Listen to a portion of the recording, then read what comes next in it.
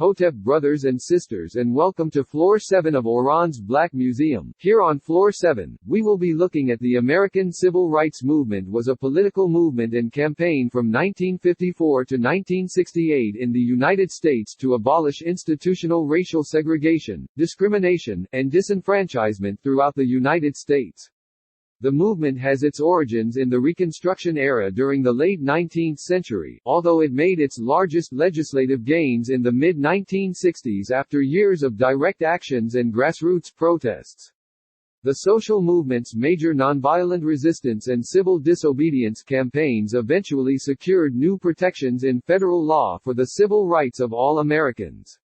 After the American Civil War and the subsequent abolition of slavery in the 1860s, the Reconstruction Amendments to the United States Constitution granted emancipation and constitutional rights of citizenship to all African Americans, most of whom had recently been enslaved.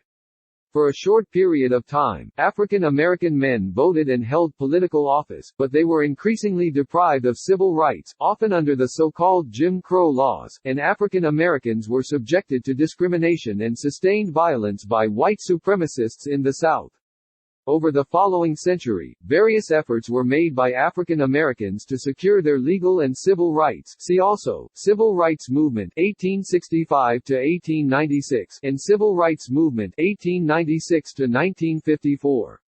In 1954, the separate but equal policy, which aided the enforcement of Jim Crow laws, was substantially weakened and eventually dismantled with the United States Supreme Court's Brown v. Board of Education ruling and other subsequent rulings which followed. 1. Between 1955 and 1968, nonviolent mass protests and civil disobedience produced crisis situations and productive dialogues between activists and government authorities. Federal, state, and local governments, businesses, and communities often had to immediately respond to these situations, which highlighted the inequities faced by African Americans across the country.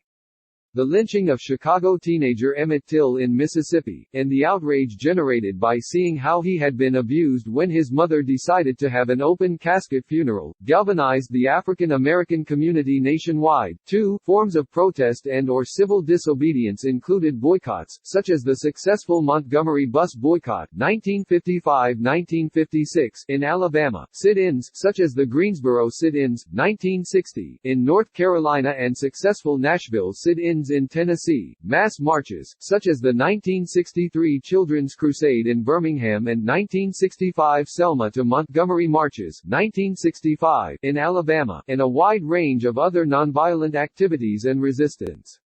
At the culmination of a legal strategy pursued by African Americans, the U.S. Supreme Court in 1954 under the leadership of Earl Warren struck down many of the laws that had allowed racial segregation and discrimination to be legal in the United States as unconstitutional. The Warren Court made a series of landmark rulings against racist discrimination, such as Brown v. Board of Education, 1954, Heart of Atlanta Motel, Inc. v. United States, 1964, and Loving v. Virginia, 1967, which banned segregation in public schools and public accommodations, and struck down all state laws banning interracial marriage. The rulings also played a crucial role in bringing an end to the segregationist Jim Crow laws prevalent in the southern states. In the 1960s, moderates in the movement worked with the United States Congress to achieve the passage of several significant pieces of federal legislation that overturned discriminatory laws and practices and authorized oversight and enforcement by the federal government. The Civil Rights Act of 1964, which was upheld by the Supreme Court in Heart of Atlanta Motel, Inc. v. United States, 1964, explicitly banned all discrimination based on race, color, religion, sex, or national origin in employment practices, ended unequal application of voter registration requirements, and prohibited racial segregation in schools, at the workplace, and in public accommodations.